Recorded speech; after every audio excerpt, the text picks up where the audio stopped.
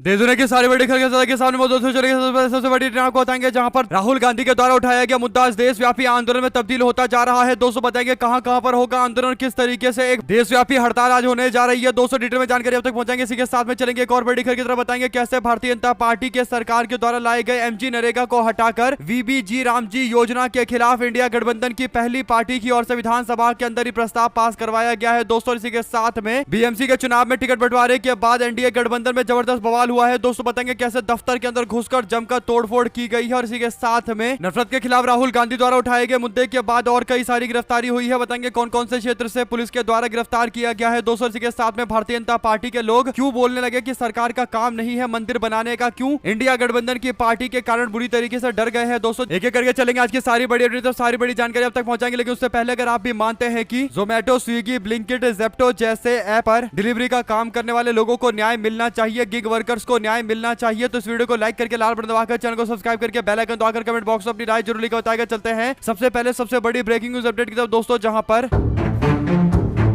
साल 2022 में राहुल गांधी जब भारत जोड़ो यात्रा के लिए निकले थे दोस्तों, उस समय राहुल गांधी ने एक बड़े संगठन से मुलाकात की थी। दोस्तों TGPWU नाम का यह संगठन था जिसमें अलग अलग ऐप की कंपनियों के लिए काम करने वाले लोगों को अधिकार दिलाने की बातें होती थी। दोस्तों इसके बाद कांग्रेस पार्टी के नेता राहुल गांधी ने पूरा आश्वासन दिया था कि कांग्रेस पार्टी गिग वर्कर्स यानी अलग अलग ऐप के लिए काम करने वाले लोगों को न्याय दिलाने के लिए हर संभव प्रयास करेंगे। दोस्तों इसके बाद राहुल गांधी की ओर से राजस्थान के मुख्यमंत्री अशोक गहलोत को बोला गया, फिर अशोक गहलोत पहली बार गिग वर्कर्स के लिए कानून लेकर आए। दोस्तों इसके बाद राहुल गांधी की ओर से बेंगलुरु में जेप्टो और स्विगी डिलीवरी बॉयज से मुलाकात की गई। फिर 2024 के बीच में राहुल गांधी हैदराबाद और तेलंगाना के अंदर भी गिग वर्कर से मुलाकात करने के लिए गए, जहां पर उबर के ड्राइवर के साथ राहुल गांधी ने वीडियो शेयर किया और महंगाई कम करने और इनकम को बढ़ाने की मांग को लेकर चर्चा की गई। कांग्रेस सरकार ने इस बारे में अपनी नई पॉलिसी लॉन्च कर दी। दोस्तों वहीं पर तेलंगाना में राहुल गांधी ने रेवंत रेड्डी के साथ मुलाकात करके गिग बिल पर पब्लिक लोगों से बातचीत करने के लिए बोला और 2025 आते आते ये एक बहुत बड़ा आंदोलन बन गया है। जो खबर है दोस्तों उसके अनुसार आज पूरे देश भर के अंदर 31 दिसंबर को फूड डिलीवरी और जरूरत के अन्य सामानों की डिलीवरी को लेकर स्थिति काफी ज्यादा प्रभावित रहने वाली है, जिसमें Zepto, Swiggy, Blinkit, Zomato,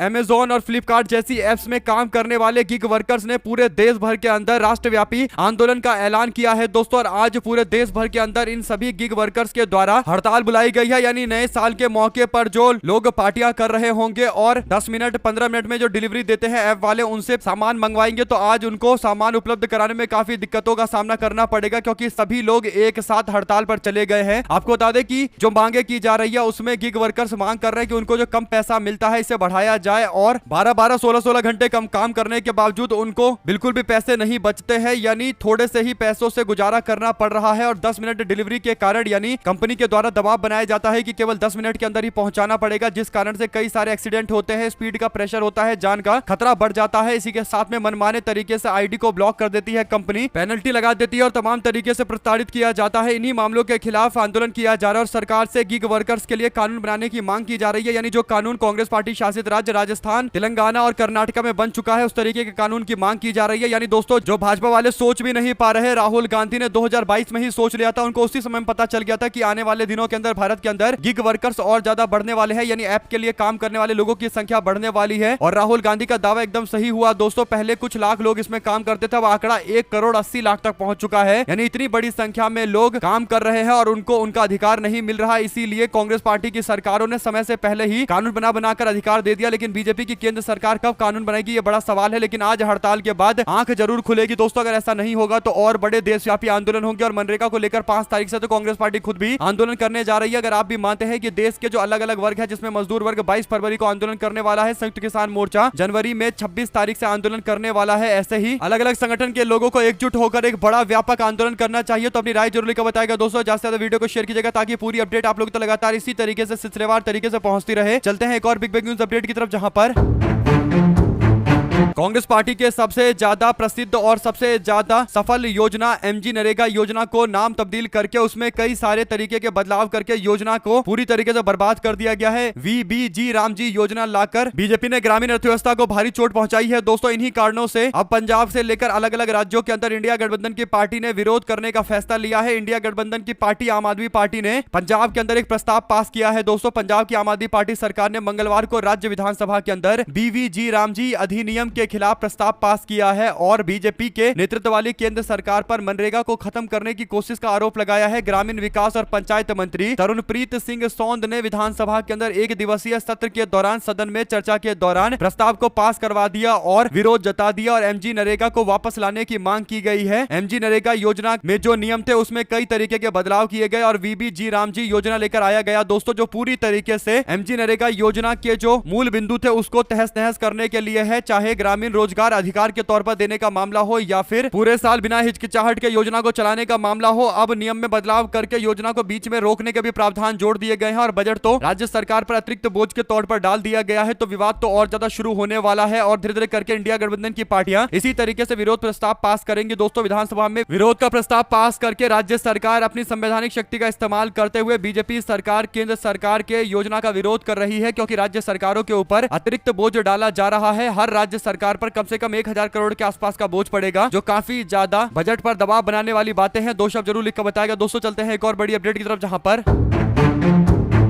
Mumbai के महानगर पालिका चुनाव को लेकर कई सारी बड़ी अपडेट आनी शुरू हो गई है। आपको बता दें कि मनपा के चुनाव को लेकर इच्छुक उम्मीदवारों ने टिकट की मांग की और उनको टिकट नहीं मिला तो जमकर बवाल काटा गया। दरअसल भाजपा द्वारा महायुति में सम्मानजनक सीटें नहीं मिलने का दावा करते हुए एनसीपी अजित पवार गुट ने स्वतंत्र रूप से यानी अलग होकर चुनाव लड़ने का ऐलान कर दिया। 94 उम्मीदवारों को एबी फॉर्म दे भी दिए गए। जिन कार्यकर्ताओं को टिकट नहीं मिला उसमें काफी नाराजगी देखने को मिल रही है। इसी आक्रोश के चलते एक कार्यकर्ता गणेश पेट स्थित पार्टी कार्यालय में तोड़फोड़ की गई। इतना ही नहीं बल्कि पार्टी के पदाधिकारियों पर टिकट बेचने के भी गंभीर आरोप लगाए गए। बीजेपी से गठबंधन टूटने के बाद कई कार्यकर्ताओं को उम्मीद थी कि उनको पार्टी की ओर से उम्मीदवार बनाया जाएगा, लेकिन उम्मीदवार नहीं बनाया गया। एनसीपी अजित पवार गुट के दफ्तर पर हुए हमले से पता चल रहा है कि एनसीपी वाले अगर बीजेपी के साथ मिलकर चुनाव लड़ते तो ये तोड़फोड़ और ज्यादा विकराल रूप में देखने को मिलती, क्योंकि तब तो इनको मात्र 10 से 20 सीटें लड़ने के लिए दी जाती और अब भी अजित पवार की पार्टी चुनावी मैदान में अकेले तो उतर गई है, लेकिन अकेलों का कुछ बीएमसी चुनाव में होने वाला नहीं है। ये बात डंके की चोट पर बोला जा सकता है। 5 से 6 सीटें जीत जाए तो उनके लिए बहुत बड़ा अचीवमेंट माना जाएगा। आप लोग अपनी राय जरूर लिखकर बताएगा दोस्तों। ज्यादा से ज्यादा वीडियो को शेयर कीजिएगा। चलते हैं एक और बड़ी अपडेट की तरफ, जिसमें उत्तर प्रदेश के अंदर गाजियाबाद में घर घर जाकर तलवार बांटकर लोगों को हिंसा के लिए प्रोत्साहित करना या फिर यूं कहिए कि अल्पसंख्यक समाज पर हमला करने के लिए प्रोत्साहित करने के मामले पर अब 10 और कार्यकर्ताओं को गिरफ्तार किया गया है। यह हिंदू रक्षा दल यानी उग्रवादी संगठन से जुड़ा हुआ पूरा मामला है दोस्तों, जो आए दिन इस तरीके की बातें करता है और बीजेपी की सरकार के द्वारा कोई बैन नहीं लगाया जा रहा। इन 10 लोगों को जो गिरफ्तार किया गया है उसमें कपिल कुमार, श्याम प्रसाद, अरुण जैन, रामपाल, अमित सिंह, अमित कुमार, अमित अरोड़ा और मोहित सिंह के साथ साथ देवेंद्र बघेल, उजाला सिंह के साथ में तकरीबन 8 तलवारें भी जब्त की गई है, बरामद की गई है दोस्तों। ऐसे में ये जो तलवारें थी ये एचआरडी के अध्यक्ष यानी हिंदू रक्षा दल के अध्यक्ष पिंकी चौधरी के द्वारा उपलब्ध करवाया गया था। उसके खिलाफ भी कार्रवाई की जानी चाहिए। आप लोग इस पूरे मामले में अपनी राय जरूर लिखकर बताएगा। राहुल गांधी के द्वारा जब से नफरत के खिलाफ एक पोस्ट किया गया दोस्तों, उसके बाद जाकर इस तरीके के एक्शन हो रहे हैं। अपनी राय जरूर लिखेगा। चलते हैं एक और बड़ी अपडेट की तरफ, जहां पर भारतीय जनता पार्टी की नेत्री अब एक ऐसा बयान दे रही है, इससे लग रहा है कि भारतीय जनता पार्टी वाले बंगाल के चुनाव में बुरी तरीके से फंस गए हैं दोस्तों। दरअसल हुआ यह है कि भारतीय जनता पार्टी के सांसद अग्निमित्र पॉल दोस्तों, उनके द्वारा एक इंटरव्यू के दौरान ऐसी बात कही गई है। इससे लग रहा है कि अब पश्चिम बंगाल की मुख्यमंत्री ममता बनर्जी ने भारतीय जनता पार्टी को अपने ही स्टैंड पर पूरी तरीके से पलटने के लिए मजबूर कर दिया है। बीजेपी वाले ममता बनर्जी पर आरोप लगा रहे थे कि ममता बनर्जी केवल मुस्लिम समाज के लोगों के हित की बात करती है, यानी मुस्लिम समाज से जुड़े हुए फैसले लेती है और मुस्लिम तुष्टिकरण के भी आरोप लगाए जाते हैं। लेकिन बाद में अब पता चला कि भारतीय जनता पार्टी के लोग ममता बनर्जी के कारण उल्टा अपने ही पुराने स्टैंड पर बदल गए हैं दोस्तों। यानी भारतीय जनता पार्टी वाले शुरू से ही सरकार और धर्म को जोड़कर चलते हैं। जब भी राम मंदिर के उद्घाटन की बात आई तो नरेंद्र मोदी और योगी आदित्यनाथ और जितने भी बड़े बड़े संवैधानिक पोस्ट पर व्यक्ति बैठे हुए थे, सरकार का हिस्सा थे, वे सारे के सारे लोग नजर आ रहे थे। लेकिन अब ममता बनर्जी ने ऐसे ही दुर्गांगना नाम के एक मंदिर की नींव रखी, जिसे लेकर अब बीजेपी के लोग बौखला गए हैं दोस्तों। ममता बनर्जी ने ऐसे ही जगन्नाथ मंदिर के तर्ज पर दीघा के अंदर जगन्नाथ मंदिर बनाया था और दीघा में मंदिर इतना ज्यादा फेमस हो गया कि करोड़ों लोग उसमें अब तक आ चुके हैं दर्शन करने के लिए। और ये बात भारतीय जनता पार्टी के लोग पचा नहीं पा रहे दोस्तों। बीजेपी की सांसद अग्निमित्र पॉल इंटरव्यू के दौरान कहती हैं कि सरकार का काम मंदिर या मस्जिद बनाने का नहीं है, सरकार को धर्म से दूर रहना चाहिए। सोचिए बीजेपी का नेता इस बात को बोलने के लिए मजबूर हो गया, क्योंकि उसको समझ में आ गया है कि ममता बनर्जी को लेकर वो जो माहौल बना रहे थे हिंदू समाज के बीच में कि वो हिंदू विरोधी है और अल्पसंख्यक मुस्लिम समाज के हित में काम करती रहती है और तुष्टिकरण करती है, ये बात अब बीजेपी की चल नहीं रही। शायद यही बड़ा कारण है कि अब ममता बनर्जी को लेकर कह रही है कि सरकार का काम नहीं है कि वो मंदिर या मस्जिद बनाए। आप लोग क्या कहना चाहते हैं दोस्तों अग्निमित्र पॉल के बारे में और उनके बयान के बारे में लिखकर जरूर बताएगा। चलते हैं एक और बड़ी अपडेट की तरफ, जहां पर उत्तर प्रदेश के अंदर प्रियंका गांधी ने यूपी कांग्रेस के कई बड़े नेताओं से मुलाकात की थी दोस्तों, जिसके बाद अब यूपी कांग्रेस के कई बड़े नेता अपने अपने क्षेत्रों के अंदर लोगों से लगातार मुलाकात कर रहे हैं। उत्तर प्रदेश के आगामी चुनाव के मद्देनजर उत्तर प्रदेश के चिल्लूपार विधानसभा सीट से विनय शंकर तिवारी का नाम आगे चल रहा है। कांग्रेस पार्टी इनको टिकट दिलवाएगी। ऐसे में टिकट अभी किसी का कंफर्म तो नहीं हुआ, लेकिन जनता के बीच में लोकप्रिय है विनय शंकर तिवारी। तो अपने क्षेत्र में जनता के दर्शन के लिए लगातार कार्यक्रम कर रहे हैं, लोगों से बातचीत कर रहे हैं, उनके दुख दर्द को समझ रहे हैं, समस्याओं को समझ रहे हैं और चुनाव में इसका असर भी देखने को मिलेगा। Congress party long term strategy के तहत काम कर रही है, यानी अचानक से चुनाव में आ जाना और वोट मांगने से जनता नहीं देती। अगर दूर तक लगातार लोगों से बातचीत की गई है, लंबे समय तक उनसे संबंध जोड़े गए हैं, तो फिर लोग अपना समर्थन देते हैं, आगे बढ़ाते हैं। इसीलिए कांग्रेस पार्टी और समाजवादी पार्टी को अभी से अपने नेताओं को मैदान में उतारना चाहिए, जो जन समस्या के बारे में एक एक हिसाब किताब करे और उसके बाद बीजेपी को घेरे, क्योंकि जब भी चुनाव लोकल लेवल पर होंगे तो स्थानीय नेता कितना मजबूत है इस पर निर्भर करेगा कि चुनाव का नतीजा क्या रहा। ऐसे में कांग्रेस पार्टी की नेत्री प्रियंका गांधी की स्ट्रेटजी लंबे समय वाली होती है, यानी लॉन्ग टर्म स्ट्रेटजी के तहत वो पार्टी के कार्यकर्ताओं को मैदान में उतारती है और इसी का असर हो रहा है। कई जगह पर उत्तर प्रदेश में ऐसी तस्वीरें सामने आ रही है। साथ साथ लखनऊ के अंदर सुशांत गोल्फ सिटी थाना क्षेत्र के अंदर रास्ता कब्जाने और मारपीट के मामले में पूर्व सांसद धनंजय सिंह के खिलाफ पुलिस ने बड़ी कार्रवाई की है। इस मामले में धनंजय सिंह और ब्लॉक के प्रमुख के पति विनय सिंह और उनके सरकारी गनर समेत 10 लोगों के खिलाफ 11 गंभीर धाराओं में मुकदमा दर्ज किया गया है। पुलिस कर्मियों ने इस मामले में निष्पक्षता न बरतने और एक पक्षीय कार्रवाई करने का आरोप लगाते हुए थाना प्रभारी उपेंद्र सिंह को भी तत्काल प्रभाव से लाइन हाजिर कर दिया है। दोस्तों, यानी पूरी तरीके से मिलावट चल रही है। एक नेता खुलेआम कब्जा रहा है और दूसरा पुलिस वाला उसे डिफेंड करने की कोशिश कर रहा है। अखिलेश यादव हर सभा के दौरान ये बोलते हैं कि अगर पीडीए समाज का कोई व्यक्ति यहाँ पर होता तो इस तरीके के गैर कानूनी काम धनंजय सिंह जैसे नेताओं को नहीं करने देता और अब तक जेल के सलाखों के पीछे भेज देता। ऐसे में धनंजय सिंह को कौन बचा रहा है आप सभी लोग जानते ही हैं। दोस्तों, ऐसे में आपकी क्या राय है लिखकर जरूर बताएगा। चलते हैं एक और बड़ी अपडेट की तरफ, जहां पर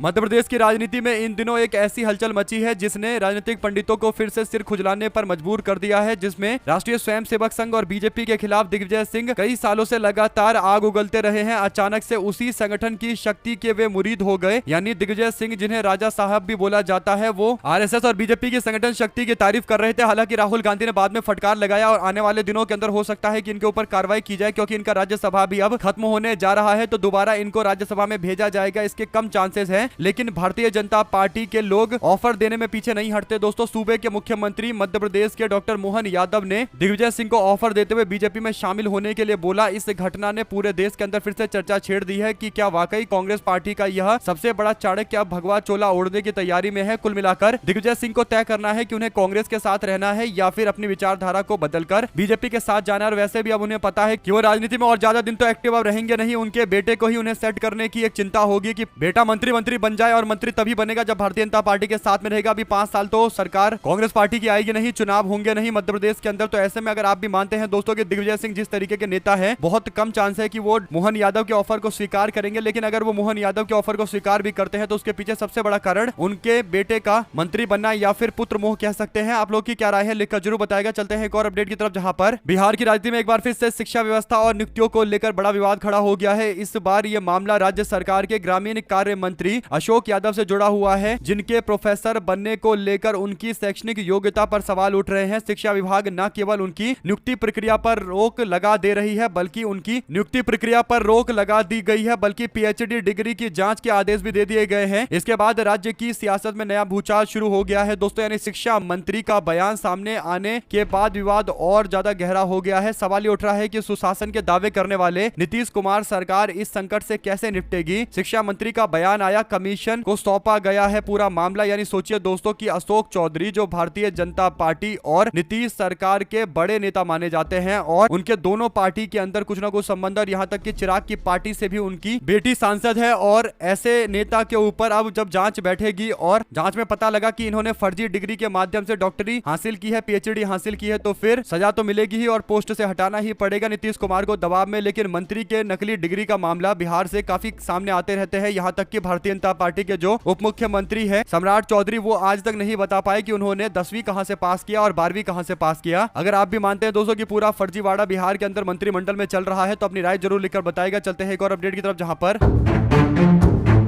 25 तारीख को देश के पूर्व प्रधानमंत्री अटल बिहारी वाजपेयी के जन्मदिन के मौके पर, जन्म जयंती के मौके पर एक पार्क का उद्घाटन लखनऊ में किया जाता है। राष्ट्रीय प्रेरणा स्थल का उद्घाटन किया जाता है। 25 दिसंबर को प्रधानमंत्री नरेंद्र मोदी और साथ में कई मंत्री पहुंचे थे। उद्घाटन समारोह के दौरान 13 अस्थायी पार्किंग बनाने की बात कही गई थी और एक पार्किंग बनाने के लिए 60 लाख रुपए खर्च होना था, लेकिन एलडीए के इंजीनियर ने उसमें मिट्टी से समतलीकरण करके 2 करोड़ 25 लाख रुपए का बिल बना दिया। हर पार्किंग को अलग अलग जिले के हिसाब से नामित किया गया था। इन 13 पार्किंग में एक सबसे बड़ी पार्किंग बनाई गई थी जहां पर सीतापुर और लखीमपुर की बसें खड़ी होनी थी। यहां कुल 860 बसें खड़ा करने का अनुमति दिया गया था। इस पार्किंग को बनाने की जिम्मेदारी प्राधिकरण के सहायक अभियंता राहुल वर्मा को दी गई थी। इसी को देखते हुए अफसरों ने 60 लाख रुपए खर्च करने का एस्टीमेट बनाया था। इंजीनियर राहुल वर्मा ने पहले मट्टी डलवाई, फिर एक पक्की लेयर बनवाई। पार्किंग तक पहुंचने के लिए करीब 20 मीटर का एक पक्का रैंप बनवाया गया। काम होने के बाद जो एस्टीमेट था वो 2 करोड़ से ऊपर पहुंच गया, यानी 60 लाख से सीधा 2 करोड़ 25 लाख तक पहुंच गया। तो आखिरकार ये जो लगभग 4 गुना बढ़ गया, तो ये कैसे हुआ, इसका जवाब देना चाहिए और इस मामले पर जांच पड़ताल करना चाहिए। आप लोग अपनी राय जरूर लिखकर बताएगा। दोस्तों चलते हैं एक और अपडेट की तरफ, जिसमें हिमाचल में कांग्रेस पार्टी ने मनरेगा को हटाया जाने पर विरोध जताया और कानून के खिलाफ प्रदर्शन किया गया। और सुक्खू ने कहा कि आने वाले दिनों के अंदर और भी प्रदर्शन हम करेंगे। हिमाचल प्रदेश के मंत्रिमंडल ने सोमवार को रिज ग्राउंड में महात्मा गांधी की प्रतिमा के पास में विरोध किया है और प्रदेश भर के अंदर इस विरोध को आगे बढ़ाने की बातें कही गई है। इसी के साथ में दोस्तों असम बीजेपी सरकार का घुसपैठ पर सर्च सामने आया है। असम बीजेपी ने विधानसभा में एक सवाल के जवाब में स्वीकार किया है कि अब तक सिर्फ 1676 बांग्लादेशी नागरिकों को ही डिपोर्ट किया गया है। यही सरकार चुनाव में 40 लाख बांग्लादेशी घुसपैठियों को बाहर करने के बड़े बड़े दावे करती है। केंद्र सरकार ने 12 साल और असम सरकार ने 10 साल में तमाम बड़े बड़े दावे के बावजूद सिर्फ 1676 बांग्लादेशियों को वापस भारत से बांग्लादेश भेजा। ये साफ दिखाता है कि घुसपैठ का मुद्दा इन लोगों का केवल चुनावी मुद्दा है, बीजेपी वालों का बाकी कदम कुछ उठाते नहीं है, क्योंकि पता है कि अगर कुछ कदम उठाएंगे और उल्टा सीधा लोगों के खिलाफ कुछ कार्रवाई हो जाएगी तो फिर सुप्रीम कोर्ट भी इस मामले पर दखल देकर कहीं ना कहीं बीजेपी को आईना दिखा देगा। आप लोग इस पूरे मामले में अपनी राय जरूर लिखकर बताएगा। दोस्तों ज्यादा से ज्यादा वीडियो को शेयर कीजिएगा। कुछ राय देना चाहते हैं तब भी लिखकर जरूर बताएगा। चलते हैं एक और अपडेट की तरफ, जिसमें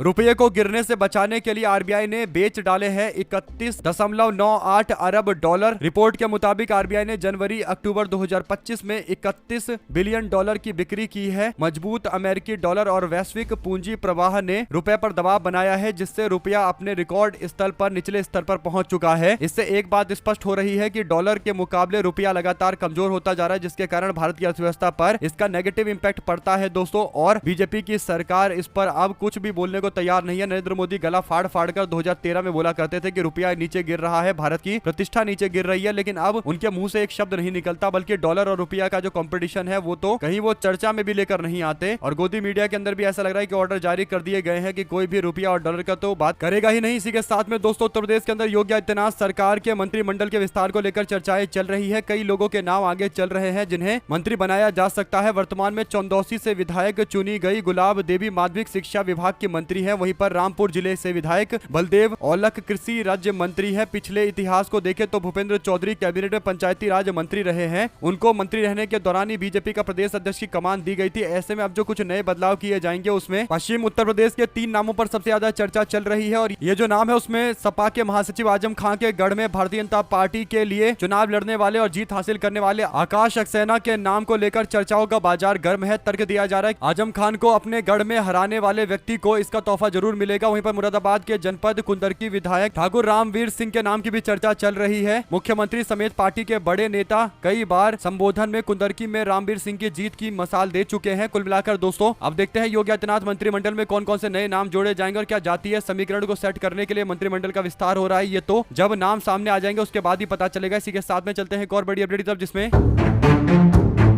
प्रयागराज के डीएम मनीष वर्मा इन दिनों लगातार सुर्खियों में बने हुए हैं। हाल ही में मनीष वर्मा का एक वीडियो वायरल हुआ था जिसमें वह संतोष दास उर्फ सतुआ बाबा के शिविर में चूल्हे पर रोटी बनाते हुए नजर आ रहे थे। लेकिन अब इस वीडियो को लेकर डिप्टी सीएम केशव प्रसाद मौर्य ने उन्हें फटकार लगा दी है। डिप्टी सीएम माघ मेले की तैयारी का निरीक्षण करने के लिए पहुंचे थे। इस दौरान संगम नोज पर स्नान घाट तैयार न होने को लेकर वो असंतुष्ट नजर आए और डीएम मनीष वर्मा को फटकार लगाते हुए कह दिया कि सतुआ बाबा की रोटी के चक्कर में ना पड़ो। अब इस घटना घटना का वीडियो सोशल मीडिया पर वायरल हो रहा है दोस्तों, क्योंकि सतुआ बाबा योगी आदित्यनाथ के करीबी है और इन पर निशाना साधते हुए डिप्टी सीएम बोल रहे हैं कि उनके चक्कर में मत पड़ो। तो कहीं ना कहीं योगी आदित्यनाथ और डिप्टी सीएम केशव प्रसाद मौर्य के बीच में जो विवाद की खबरें चलती रहती है दोस्तों, वो उसी से अगर आप इसे जोड़कर देखेंगे तो मामला कुछ हद तक समझ में आएगा कि योगी आदित्यनाथ के करीबी के साथ में डीएम की करीबियों को लेकर गंभीर सवाल उठते हैं। आप लोग अपनी राय जरूर लिखकर बताएगा और ज्यादा से ज्यादा वीडियो को शेयर कीजिएगा। साथ साथ दोस्तों, ब्राह्मण विधायकों की बैठक के बाद अब चौधरी की चिट्ठी। दरअसल हुआ यह कि पंकज चौधरी को पोस्ट मिलने के बाद से लगातार राज्य के अंदर दबाव की राजनीति शुरू हो गई है। चौधरी ने सार्वजनिक तौर पर राजनीति से बचने के लिए बोला था, यानी विधायकों से बोला था कि इस तरीके की बैठकें ना करो, जाति आधारित बैठकें मत करो वरना कार्रवाई की जाएगी, धमकी दी गई थी। अब बीजेपी के नेता स्थिति को कंट्रोल करने के लिए अलग से बैठकें बुला रहे हैं और जैसे तैसे प्रयास कर रहे हैं कि जाति आधारित बैठकें ना हो। कुल मिलाकर बीजेपी को पता है कि अगर जाति आधारित इस तरीके की बैठकें होती रही तो आने वाले दिनों के अंदर भारतीय जनता पार्टी जाति के चक्र में पूरी तरीके से फंसने वाली है। और वैसे भी बीजेपी बैलेंस करने के लिए जाति का कार्ड खेलती है, तो अब उसके पल्ले ये सब चीजें पड़ने वाली है दोस्तों। अब देखते हैं आने वाले दिनों के अंदर किस तरीके की राजनीति उत्तर प्रदेश के अंदर देखने को मिलेगी। चलते हैं एक और बड़ी अपडेट की तरफ, जहां पर भारत और बांग्लादेश के बीच में दशकों पुराने रिश्तों को लेकर एक बार फिर से दरार आ गई है दोस्तों, क्योंकि बांग्लादेश ने भारत के अंदर अपने हाई कमिश्नर को वापस से बांग्लादेश बुलाया है। एक कॉल ने टेंशन बढ़ा दी है। दिल्ली और बांग्लादेश के बीच में जो संबंध पहले मजबूत हुआ करते थे वो काफी ज्यादा इन दिनों कमजोर चल रहे हैं और ये कमजोर और ज्यादा तब हो गया जब बांग्लादेश का हाई कमिश्नर जो भारत के अंदर काम कर रहा था उसको बांग्लादेश में बुलाया गया था। अब देखते हैं इस मामले पर आगे क्या प्रतिक्रियाएं सामने आती है, बीजेपी की सरकार, केंद्र सरकार इस पर क्या बोलती है और आगे क्या कुछ होता है। जो भी जानकारी आएगी आप लगातार अपडेट पहुंचाते रहेंगे, जुड़े रहेंगे। सभी दोस्तों, भाइयों, बहनों, मित्रों का बहुत बहुत धन्यवाद। आप लोग देख रहे थे, आपका अपना चैनल जय हिंद, जय भारत। ज्यादा से ज्यादा वीडियो को शेयर किया, बहुत धन्यवाद।